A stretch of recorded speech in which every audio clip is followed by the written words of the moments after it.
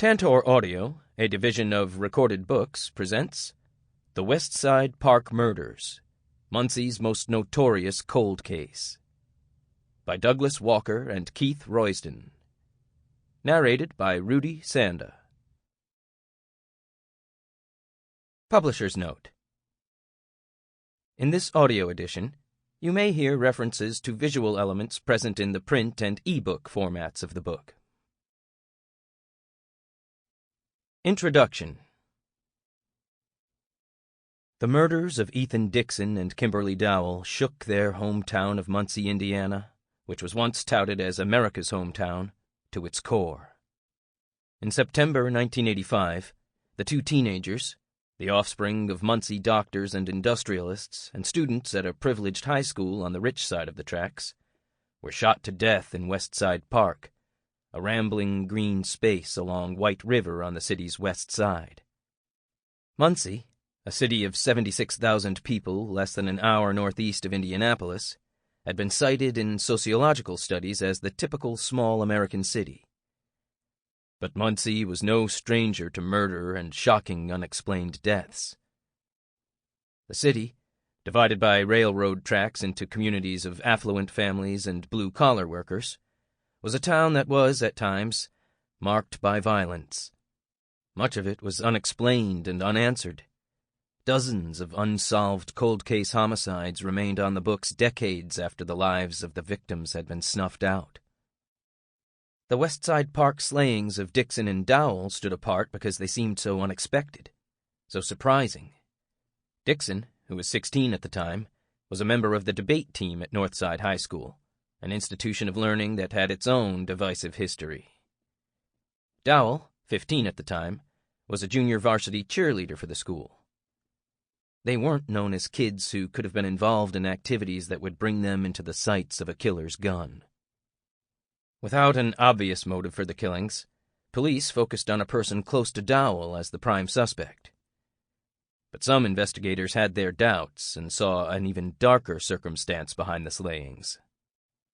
Barring an easily understandable explanation for the murders of the two teenagers, Muncie residents embraced unlikely and sometimes bizarre theories, like the one that said the slaying stemmed from a crosstown rivalry with another school. Another said that the killings grew out of Dungeons and Dragons, the popular role-playing game. However, most chilling, to police and the public alike, was the possibility that the killer of Dixon and Dowell would never be revealed or arrested and would go unpunished, perhaps living out their life in Muncie, perhaps even as their neighbor. As the decades wore on after the Westside Park slayings, theories continued to grow, and police continued to come back to the case. Muncie police officials periodically gave the boxes of files that stemmed from the murders to promising new investigators.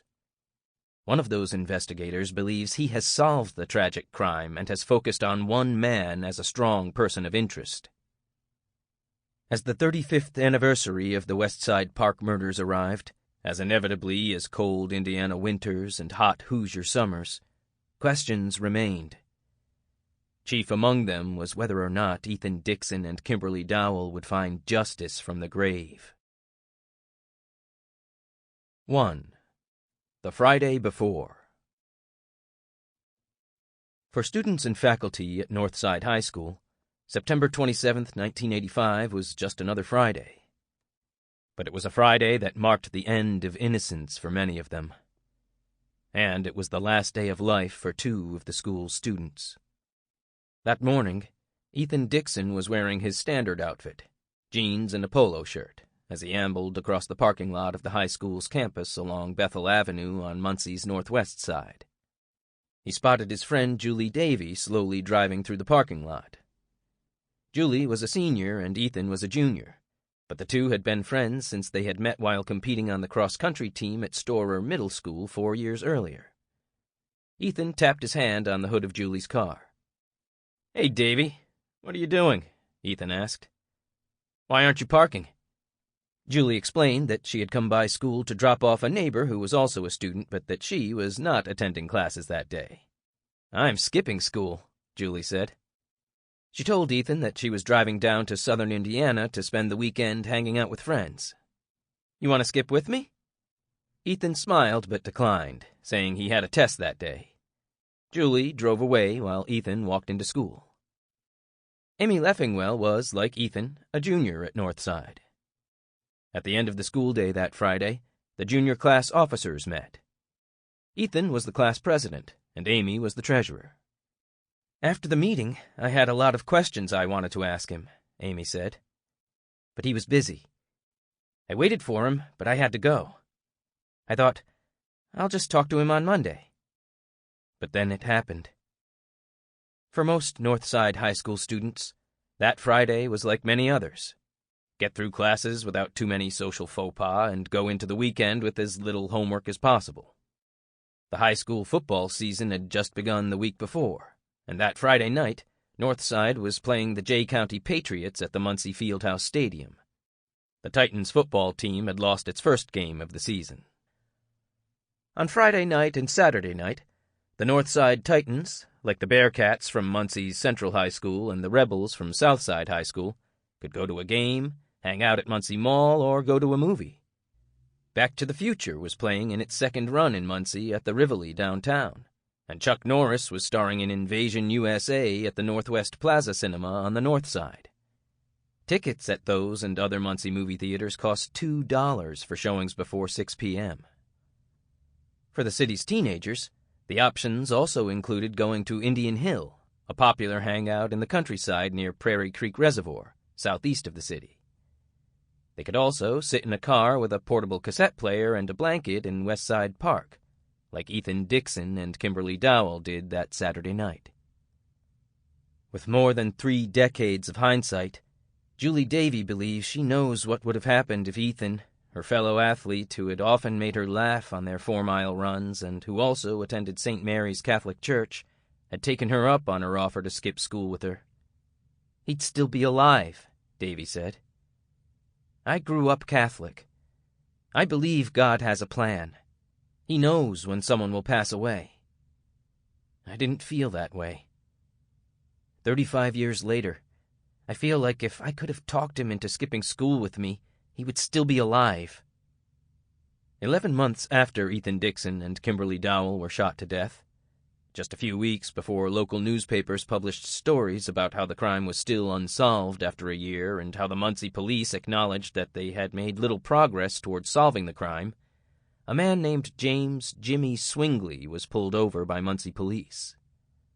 Swingley had been stopped for an innocuous offense, disregarding a stop sign.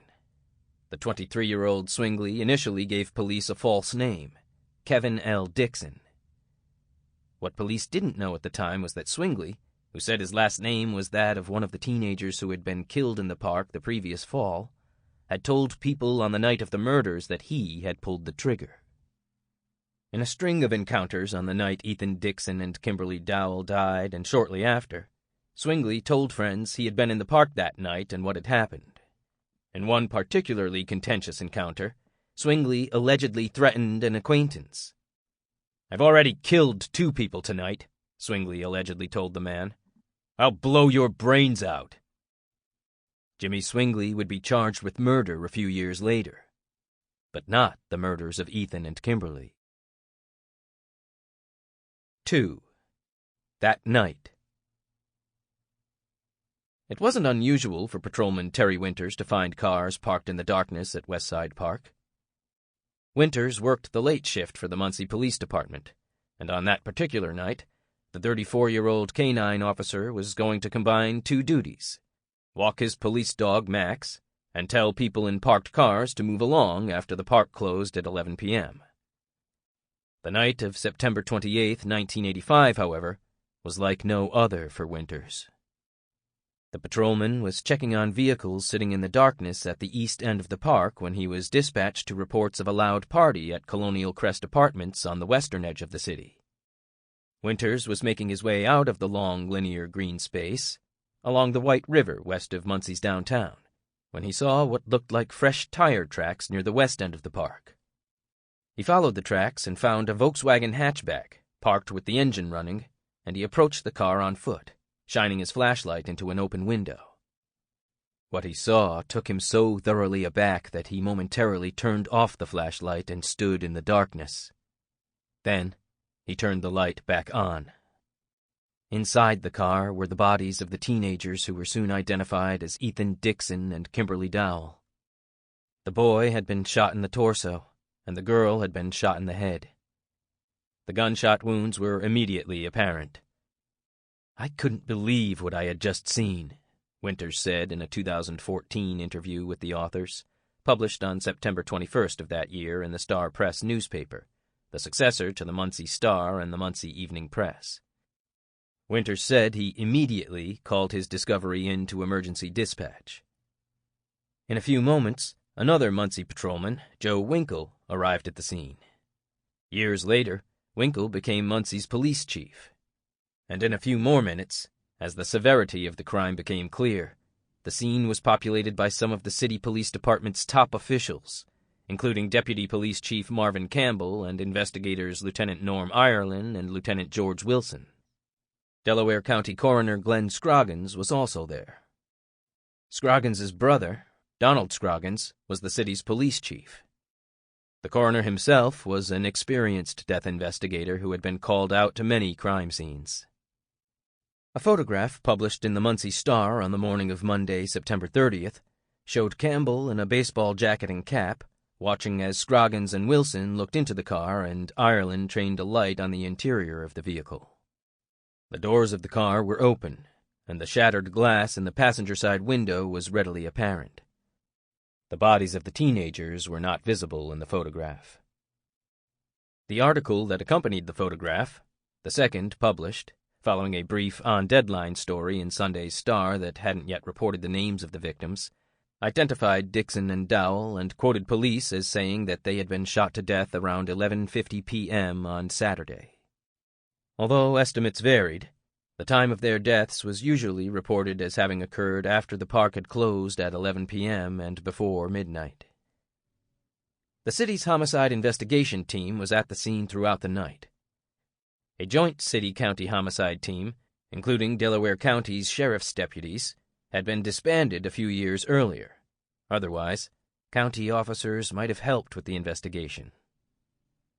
By the time the September 30th article had been published, police said that no suspects or motives were immediately apparent and that no signs of a robbery, drugs, or alcohol had been found. After 9 p.m. that Saturday, Ethan had picked up Kimberly at her Euclid Avenue home, where she lived with her mother, Nancy, and her stepfather, Donald Vogelgesang. Kimberly's father, Muncie physician Anthony Dowell, and his wife Sharon lived in Indianapolis. Ethan lived with his parents, Stephen K. Dixon, on Tyrone Drive in Muncie. In their investigation, the police tried to determine not only who had killed Ethan and Kimberly and why, but also the significance of two elements of the crime that had been discovered that night: an open knife on the dashboard of Ethan's car and a gun holster. Campbell had been a part of the city police department since 1964. In 1985, he was Donald Scroggins' deputy chief and was in charge of the investigations division. Campbell recalled in a 2019 interview that he lived about 2 blocks away from the park and that he had gotten there quickly after he was notified of the crime. "Everybody was still there, and they had the scene secured," Campbell said. "Most of the homicide team was there. They were videotaping the scene." Campbell said that investigators interviewed Terry Winters that night, but they talked to few others, if any. They didn't really have anybody. Winters, whose own family would experience violent tragedy a few years later, said in 2014 that the shock of his discovery that night prompted him, in part, to want to rise within the ranks of the Muncie Police Department and become a detective.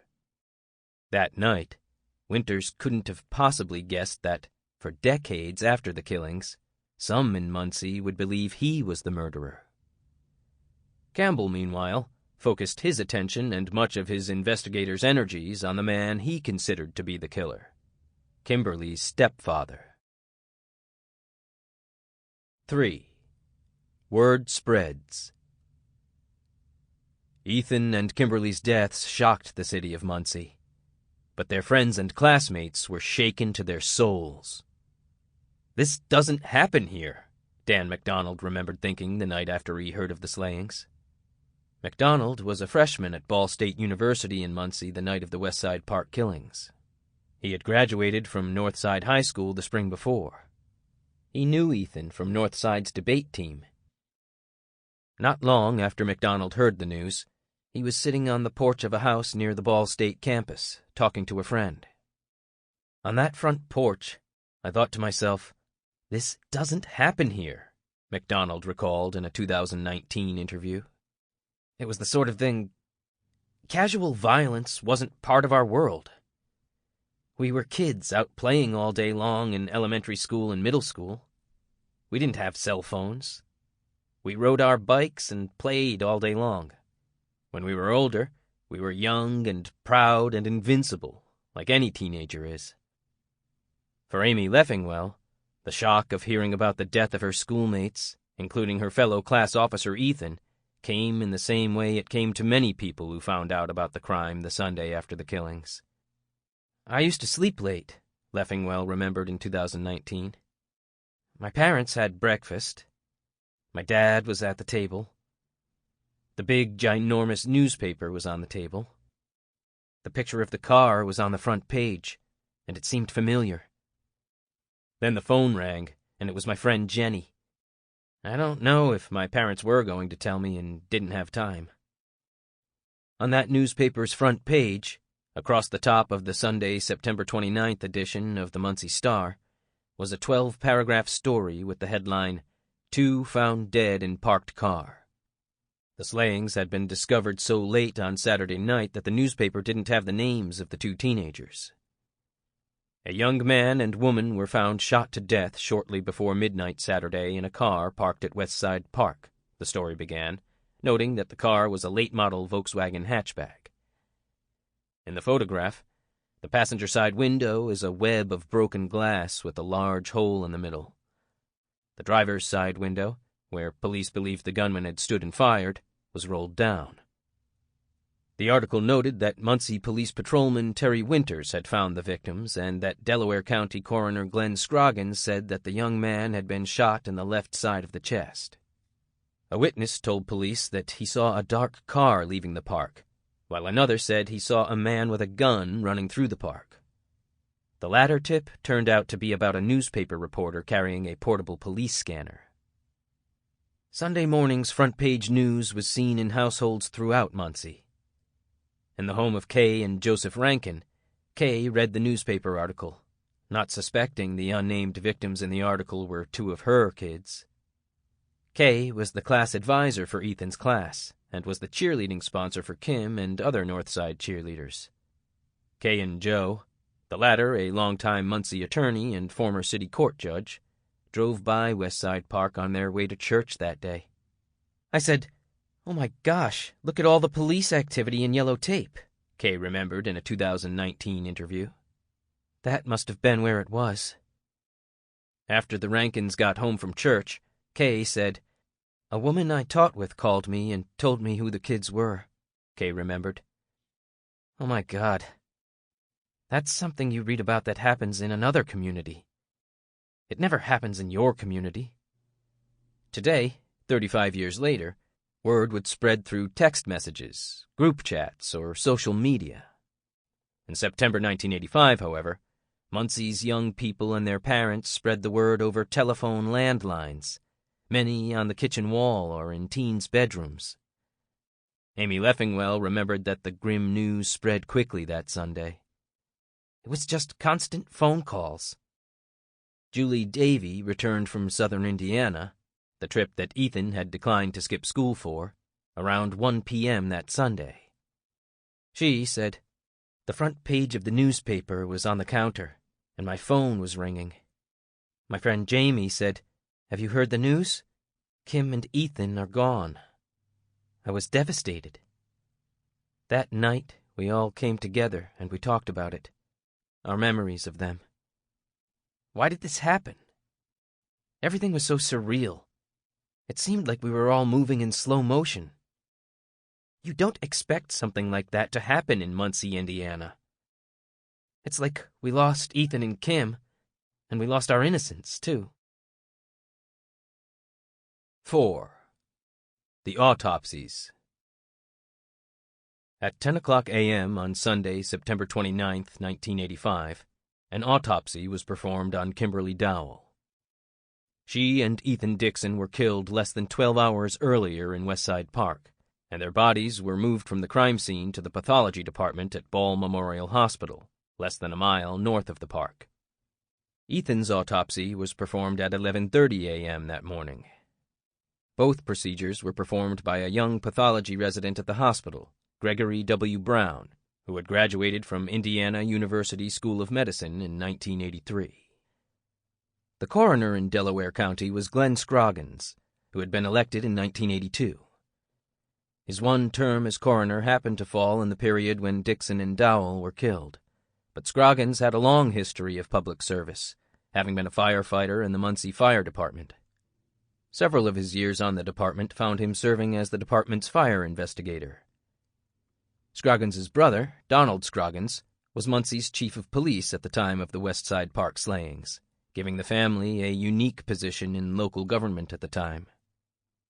Glenn Scroggins joked, according to a December 1986 column by Joe Kanan in the Muncie Evening Press, that he got all his knowledge of anatomy and pathology from watching General Hospital.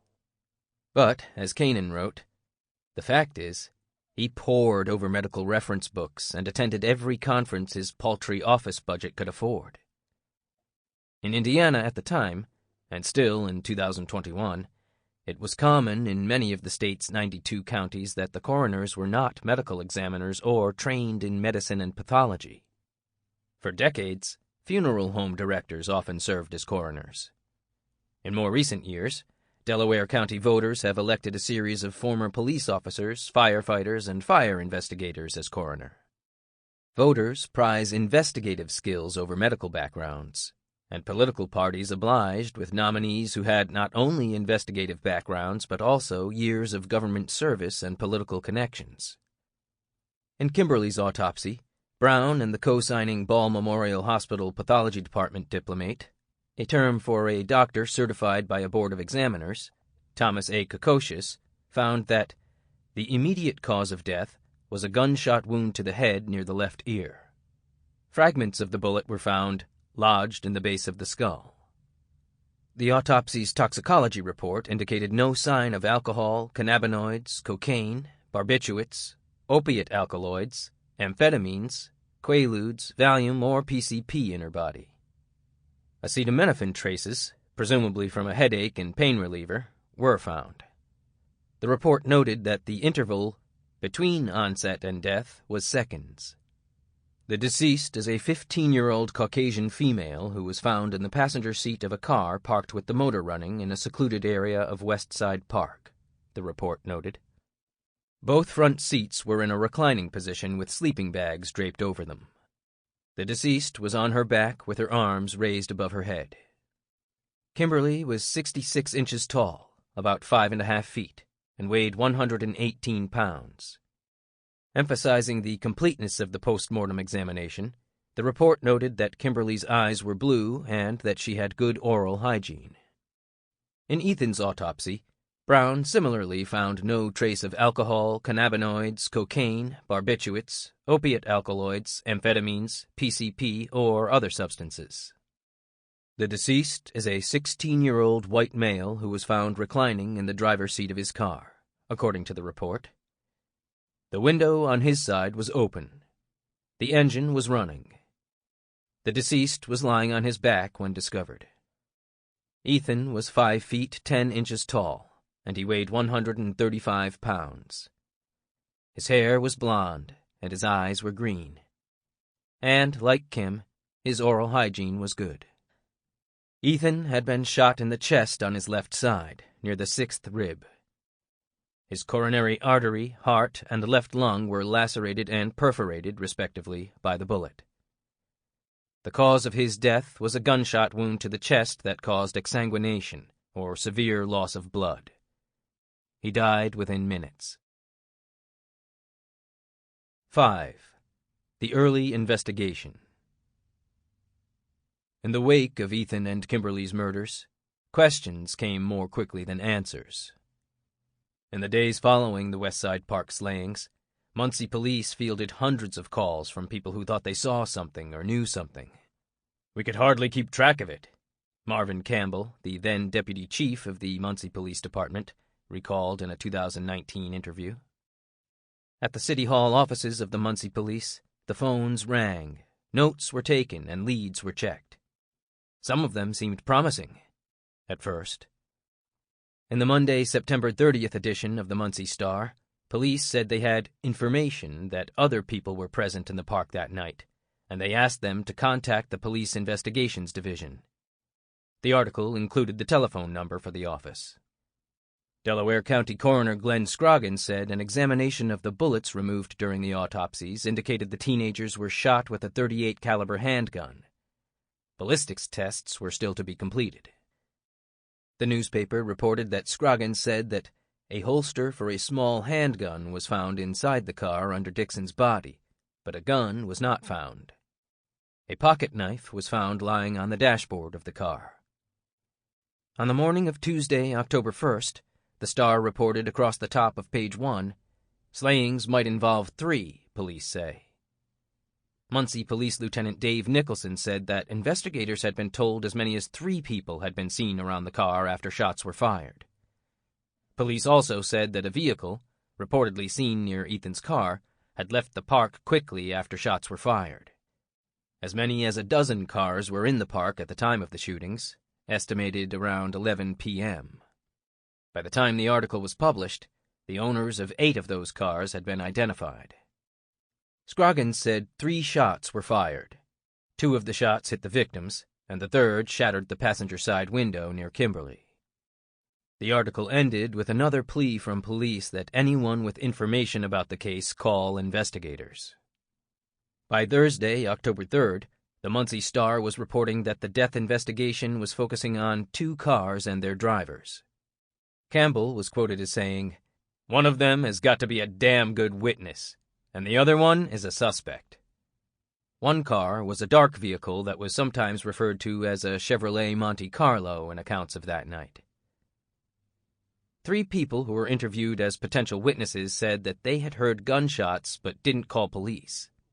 "Some of them got scared and decided to get the hell out," Campbell told the newspaper. Police Chief Donald Scroggins, addressing rumors that were sweeping Muncie, said police believed they could rule out a random killer. Police also discounted the rumors of a feud that stemmed from an earlier fight involving Ethan, or that the slayings were connected to the popular role-playing game Dungeons and Dragons. Later in the week, Muncie Mayor James P. Carey pledged $5,000 to start a reward fund to solve the crime. Carey, a former Muncie police chief and Delaware County sheriff, also urged anyone with information about the slayings to contact him personally. Tips called into the police about the killings came in so fast that investigators could hardly keep up. One person the police briefly considered but later eliminated as a suspect was the owner of a prominent Muncie restaurant. The man was considered, Campbell said in a 2019 interview, because he was well known for shooting at a local gun range. Campbell also said that a deputy marshal from a smaller nearby town came forward to say that he was in Westside Park that night and thought he could identify a suspect. "He was in the park when it went down," Campbell said. "It was Monday or Tuesday when he came in and volunteered that. He basically described the guy in the car, which we believe to be Vogelgesang, referring to Kimberly Dowell's stepfather, Donald Vogelgesang. Campbell said Vogelgesang had gone to Westside Park that night in the hours after the teenagers were shot to death. The stepfather, when he was stopped at the entrance to the park by a city police officer, asked what had happened. The officer told him that 2 people had been shot, but that the identities of the victims had not yet been released. According to Campbell, in his interview with Muncie police a few days after the slayings, the deputy marshal said he had been parked in Westside Park with a woman who was not his wife before the shootings. "He was down there with some girl making out," Campbell said about the deputy marshal. "A car pulled up beside him. He looked at the deputy like, 'Who the fuck are you?' The deputy thought 'fuck you' and stared back at him. He drove off." Campbell said the deputy marshal was interviewed under hypnosis and said he believed the car that pulled up near his vehicle continued on to the area where... Sample complete. Ready to continue?